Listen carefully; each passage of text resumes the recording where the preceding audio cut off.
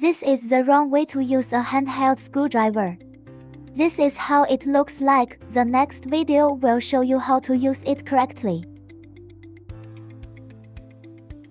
This screw tightening machine is a double-section cylinder. If I double-click the switch quickly, the screw looks like this. Press the switch again and the screw will pop out. We double-clicked and the screw had clamped the screw. Let me show you. I double-click the switch. This screw is on top.